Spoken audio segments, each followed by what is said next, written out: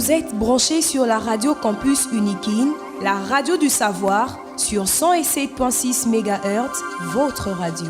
Merci de rester fidèle à votre radio Campus Alma Mater. Nous émettons sur la 107.6 MHz à modulation des fréquences. Au sommaire de ces bulletins, les renforcements de la coopération bilatérale entre la République démocratique du Congo et l'Indonésie en matière de financement et développement étaient au centre de l'entretien entre le vice-premier ministre du plan Guilain Nyembo et le ministre indonésien de la planification et développement rural. Vous suivrez les détails dans ces bulletins. Silence des morts à Kinshasa, c'est l'intitulé de l'ouvrage de l'écrivain belge Charlie Desmoulins qui sera présenté officiellement vendredi 13 septembre 2024 pour la grande rentrée littéraire de Kinshasa. À la présentation de ces bulletins, Glodave Boloy.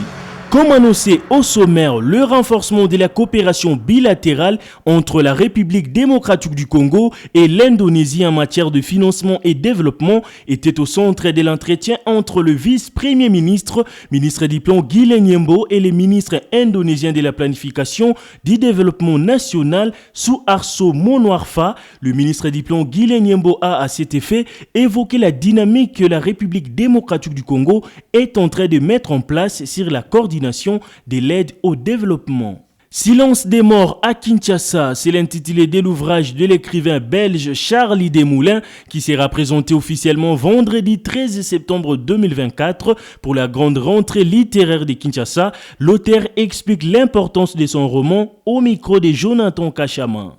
Donc l'ouvrage s'appelle Silence me mort. Silence me mort, ça veut dire beaucoup de choses. C'est d'abord par rapport à ce qui est dit dans le livre. Le père, qui est une figure centrale du livre, qui se morfond dans un silence, qui mord le personnage principal, alors ce personnage-là il réagit. Ça se passe aussi en temps de Covid-19, donc en tout cas en Europe, il y avait un grand silence pendant cette période-là, et le personnage en question se sent aussi mordu, agressé par ce silence, alors il réagit et il s'oppose à cette absence de bruit. Et puis au final, si on va plus loin, le personnage consomme beaucoup. Il est dans ce qu'on pourrait appeler les vices de la société, ou même la réelle société, mais il y a le sexe qui sont pas mal présents dans sa vie, mais il les consomme. Il ne les vit pas réellement, il les consomme. Ce que moi j'ai voulu dire, je ne sais pas réellement parce que c'est plutôt un jet pour moi. Je ne l'ai pas écrit en me disant « Oh, j'ai envie de démonter ça ». Par contre, après coup, je me rends compte que je pense qu'une des choses que j'aimerais bien démonter, c'est la binarité. Cette constante polarité dans le mode de pensée humain ou actuel, par exemple dans le genre homme-femme, même dans la pensée européenne versus la pensée du reste du monde, alors que non,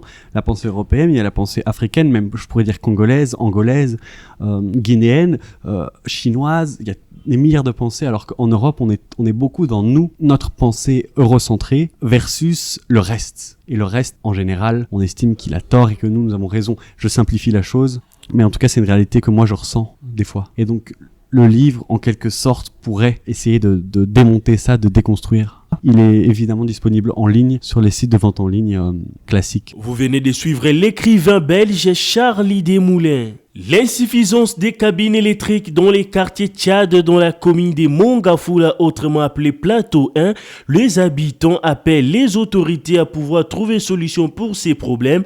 Le chef du quartier Tchad, Issamba Justin, réagit au micro du Progélite Nganabanga. Nous avons 2 cabines chez nous et les 2 cabines ne répondent pas aux besoins de la population en matière d'électricité. Mais il y a une autre cabine qui est là mais qui n'est pas encore fonctionnelle.